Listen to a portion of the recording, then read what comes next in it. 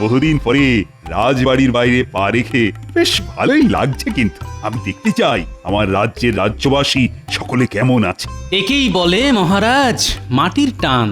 একবার মাটিতে পা পড়লে মাটিকে শিকড়ের মতো আঁকড়ে ধরতে চাইবে। আজকে আর রাজসভা নয়, ফেলে এসেছেন সব কাজ। গ্রাম বাংলা ঘুরে দেখছেন মাটির মানুষ মহারাজ। বাহ সভাকবি বাহ, তোমার এই কবিতা শুনে আমি ধন্য। এই নাও মুক্তোর হার, কেবল তোমারই জন্য। চলুন মহারাজ, সামনে হীরালালের বাড়ি, ওদের বাড়িতে গিয়ে দেখা যাক সবাই কেমন আছে। তাই চলো, তাই চলো।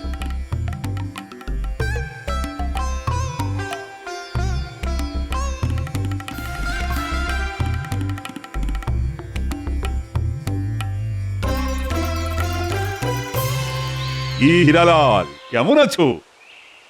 এই ঈশ্বরের আর আপনার দয়ায় খেয়ে পড়ে বেঁচে আছি মহারাজ। তা তোমার হাম্মাগুলো মানে গরুগুলো কেমন আছে?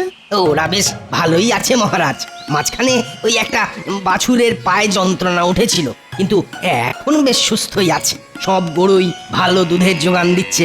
বেশ বেশ, গুরুদের যত্ন নাও, আর কোনো সমস্যা হলে আমাকে জানিও। চলো চলো, সামনে মানিকলালের বাড়ি, ওর বাড়িতে গিয়ে দেখি কি করছে।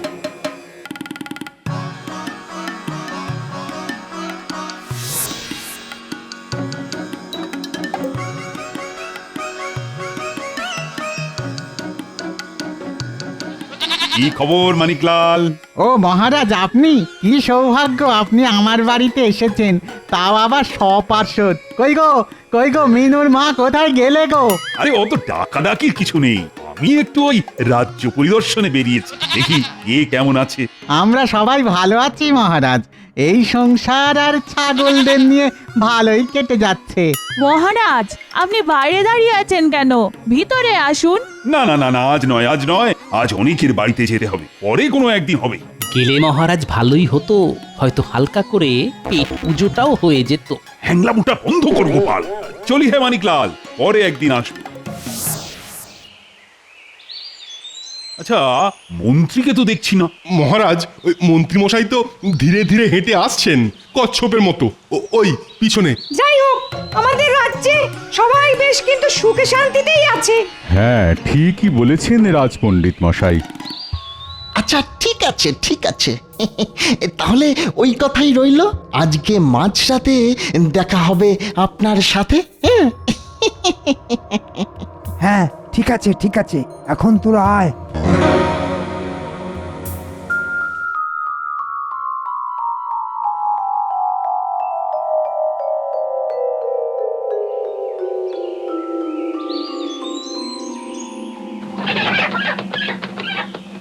কই চুনিলাল, লালচুনি?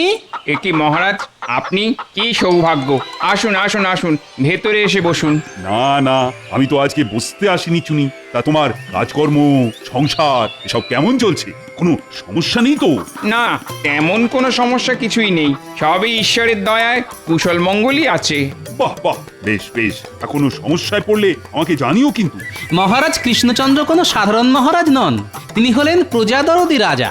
যেমন মুরগির পালক, টিয়া পাখির পালক, তেমনি মহারাজ হলেন প্রজা পালক। দেখলেন মহারাজ, দেখলেন গোপাল কিরকম আপনার সাথে মস্করা করে চলে গেল। হ্যাঁ, তাই তো দেখলাম। চলো, আজ অনেক বেলা হয়ে গেছে, তোমরা সবাই এখন বাড়ি যাও, কালকে রাজসভায় তোমাদের সাথে আবার দেখা হবে।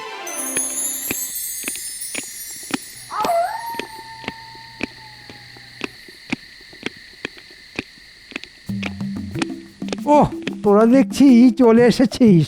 হ্যাঁ মন্ত্রী মশাই, আমরা হলাম আপনার চেলা চামুন্ডে। আপনি ডাকলে আমরা কি আর না এসে থাকতে পারি? তা কি কাজ করতে হবে মন্ত্রী মশাই? শোন, তোদের একটা কাজ করতে হবে।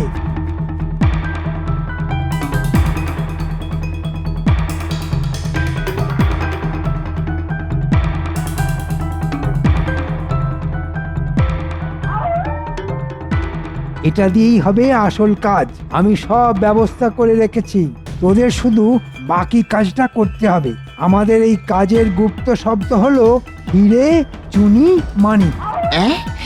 এগুলো তো মূল্যবান রত্ন, আমরা এগুলো চুরি করব? আগে ভালো করে শোন, তারপরে কথা বল। প্রথমে তোদের যেতে হবে। কোনো চিন্তা করবেন না, আমরা আমরা এমন ভাবে কাজটা সারবো, কাক পক্ষী তো দূরের কথা, রাতের বেলাতে ওই যে পেঁচাতেও টের পাবে না।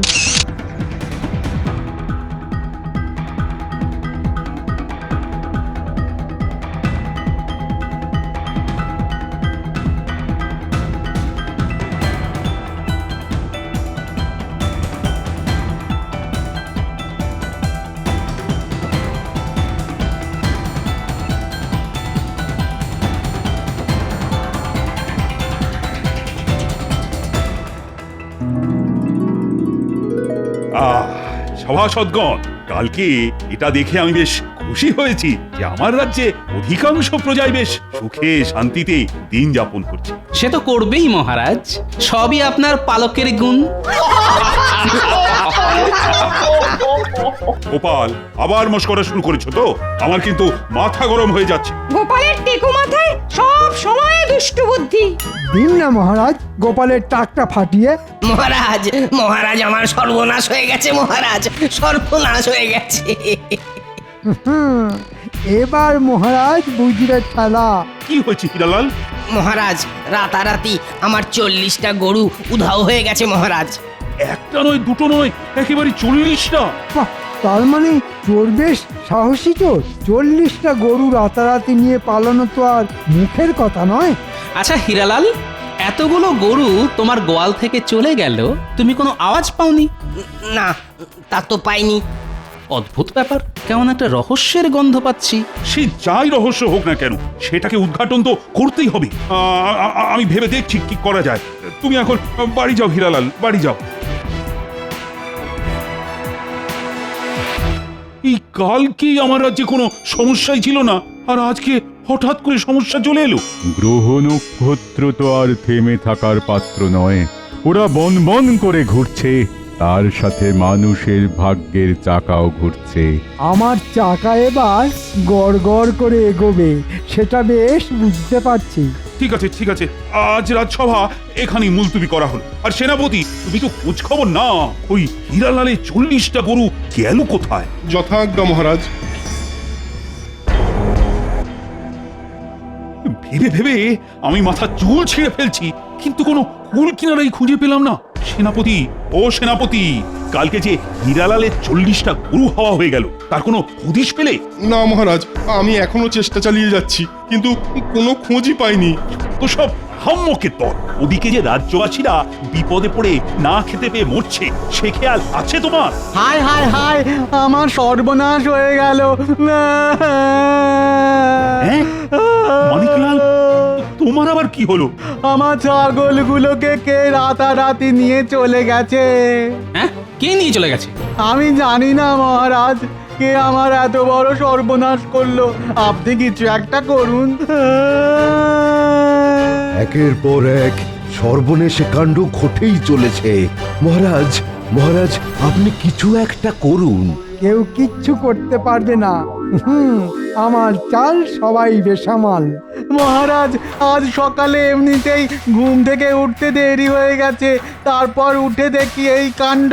কি করব, কি করব, কিছু বুঝতে পারছি না। কি এ তো সর্বনাশের মাথায় বাড়ি। আরে তোমরা দাঁড়িয়ে দাঁড়িয়ে দেখছো কি? কিছু বলো। ও মন্ত্রী, আরে ও গোপাল, আমি এ ব্যাপারে কি করব? আমি তো ভেবেই কুল কিনারা পাচ্ছি না যে কি করব। তোমরা সবাই এক্ষুনি সারা রাজ্যে খোঁজ খবর নেওয়া শুরু করে দাও। কে বা কারা প্রজাদের এই চরম সর্বনাশ করে চলেছে। আচ্ছা মহারাজ।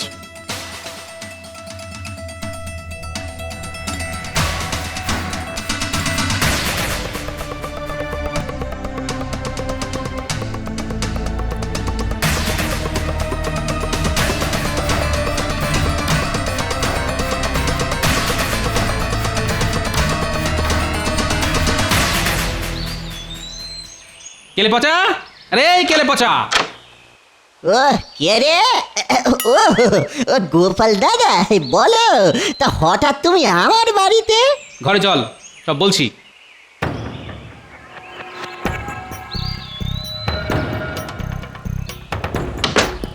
এ কি গোপাল দাদা, দরজা বন্ধ করতেছো কেন? তোর সাথে কিছু কথা আছে, যেটা 5 কান হলে মুশকিল।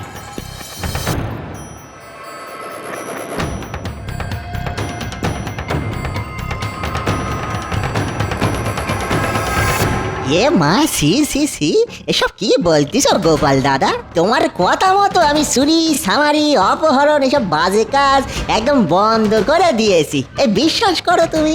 আচ্ছা তাই বুঝি? তাই এগুলো কে করছে শুনি? বিশ্বাস করো গোপাল দাদা, আমি কিচ্ছুটি জানি না গো। শুধু ভালো কাজের জন্য তুমি চুরি করতে বলো, তখনই আমি করি, নইলে আমি ওই রাস্তায় আর কোনোদিনও হাঁটবো নি গো দাদা, সত্যি বলতেছি তোমারে। ঠিক আছে, তুই যখন করিসনি তখন কেউ তো একটা করছেই, আর যেই করুক না কেন সেটা তোকেই খুঁজে বের করতে হবে। কি করতে হবে বলো গোপাল দাদা? তোকে আজ রাতে রাজ্যের চারিদিকে পাহারা দিতে হবে। কেউ কোনো পশু পাখি চুরি করে রাজ্য থেকে অন্য কোথাও নিয়ে যাচ্ছে কিনা সেটা জানতে হবে। আচ্ছা গোপাল দাদা।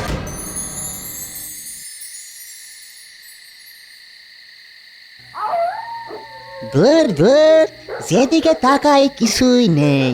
সেই কখন থেকে চারিদিকে হন্যে হয়ে ঘুরে বেড়াচ্ছি, কারো বুঝি খেয়ে দিয়ে কাজ নেই, রাত দুপুরে চুরি করতে বেরাবে। এককালে আমাকেও এই কাজ কত করতে হয়েছে, সেসব স্মৃতি। এত রাতে দূরে ওরা কারা হেঁটে চলেছে? একটু কাছে গিয়ে ঝোপের আড়াল থেকে দেখি তো।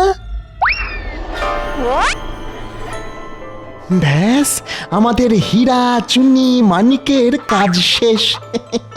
কাল থেকে আবার নতুন রত্নের সন্ধানে যেতে হবে। সবই মন্ত্রী মশাইয়ের দেওয়া অবশ ওষুধের কারসাজি। হ্যাঁ ঠিক বলেছিস, কিন্তু ওষুধ তো সব শেষ, কালকে থেকে আবার চাইতে হবে। কি সর্বনেশে কাণ্ড! স্বয়ং মন্ত্রী মশাই এই কাজে জড়িত?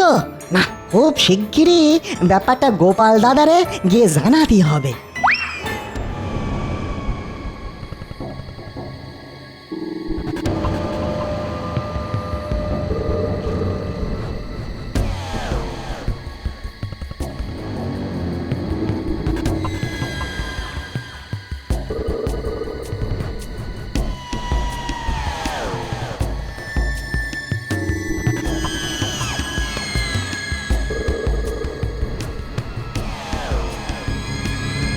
সেই কখন থেকে অপেক্ষা করছি, কিন্তু এখনো কেলে পচা এলো না। মনে হচ্ছে আজকে আর চুরি চামারি কিছু হবে না। যাই, ঘুমোতে যাই।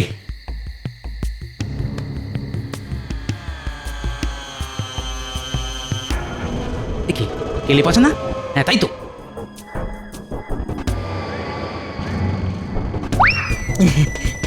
হ্যাঁ হ্যাঁ গোপাল দাদা, সব খবর জানতে পেরেছি। আয় ভেতরে আয়।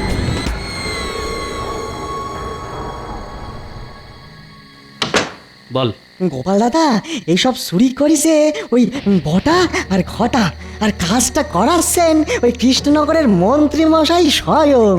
হ্যাঁ, মন্ত্রী মশাই? আচ্ছা, আর কি জানতে পেরেছিস?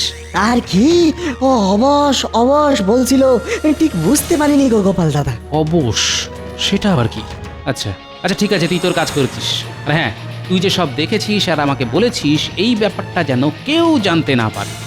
তুমি একদম নিশ্চিন্তে থাকো গো গোপাল দাদা, কেউ ঘুণাক্ষরও কিছুটি টের পাবে না গো। এই নে তোর বকশিস, যা বাড়ি যা।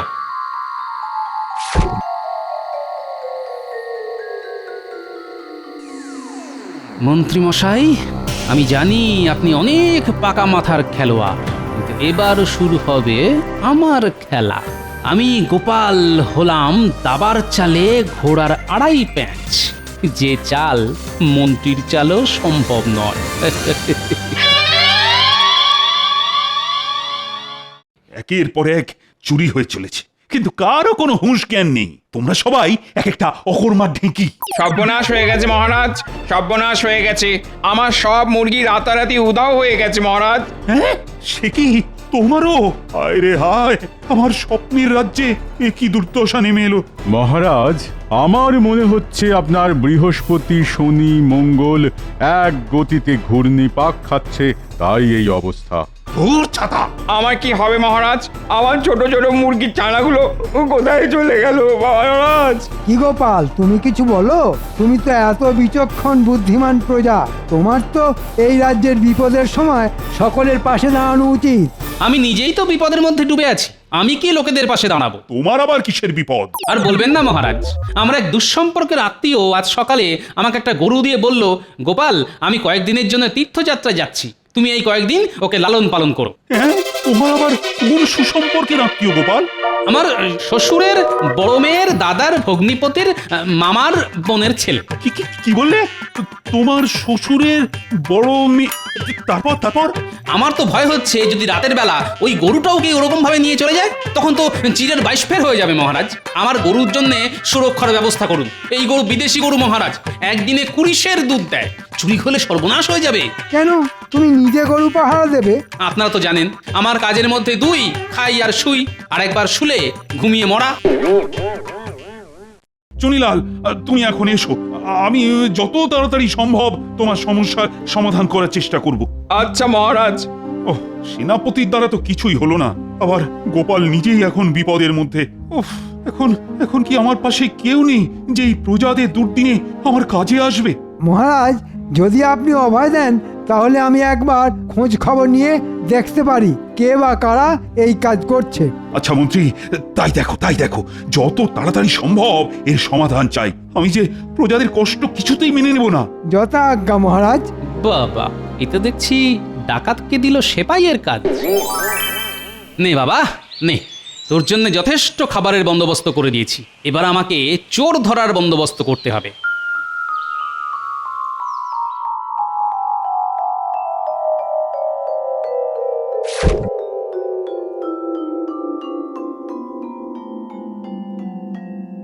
মোটামুটি এই দূরত্বে গোল করে গর্ত খুঁড়লে এখানে গরু আসতে পারবে না।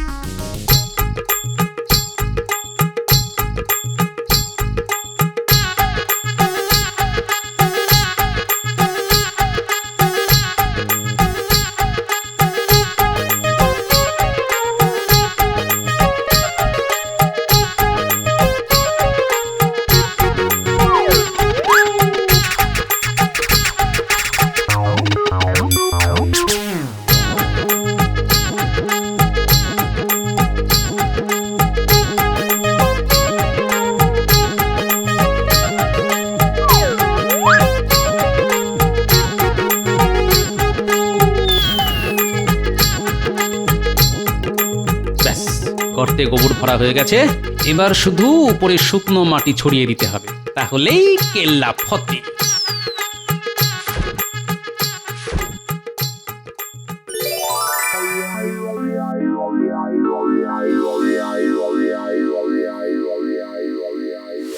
প্রহরী, চটপট মহারাজকে ডেকে আনো, খুব জরুরি দরকার। বলো গোপাল ডাকছে। আচ্ছা, এক্ষুনি ডাকছি। ওই তো গোপালের গরু দেখা যাচ্ছে গাছতলায় বাঁধা। আরে দাঁড়া, আগে অবশ করার ওষুধটা কাপড়ে করে জানলা দিয়ে ছুঁড়ে দি, তারপরে কাজ করতে হবে।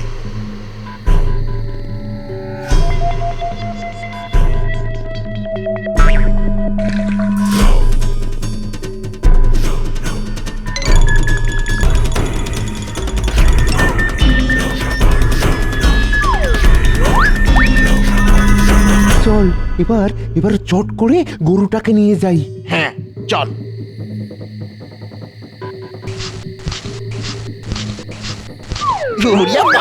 বাবারি, গর্তের মধ্যে পড়ে গেলাম রে। বটা ঘটা তোরা, তার মানে এতদিন ধরে সব গৃহপালিত পোষ্যদের তোরা রাতের অন্ধকারে ধরে নিয়ে যাচ্ছিলি? না আসলে মানে মহারাজ, সবই ওই মন্ত্রী মশাইয়ের বুদ্ধি। প্রহরী, এক্ষুনি মন্ত্রীকে তুলে আন। যথা আজ্ঞা মহারাজ। ছি মন্ত্রী, তুমি এত নীচ কাজ করতে পারলে? রাজ্যের প্রজারা এই পোষ্যদের জন্যই খেয়ে পড়ে বেঁচে আছে, আর তুমি তাদের কি চুরি করছো? আমার ভুল হয়ে গেছে মহারাজ, আমাকে ক্ষমা করুন। তুমি আগে বলো, সব প্রজাদের সব পোষ্য পশুরা কোথায়? রাজ্যের দক্ষিণে একটা বড় খামারে সবাই আছে মহারাজ।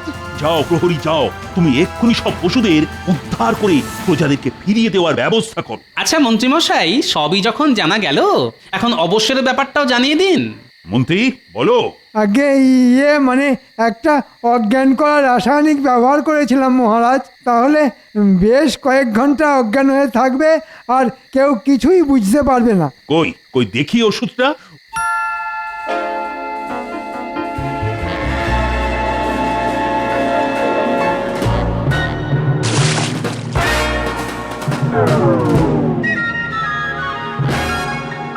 ও গোপাল দাদা, আমাদের গর্ত থেকে তোলো দাদা।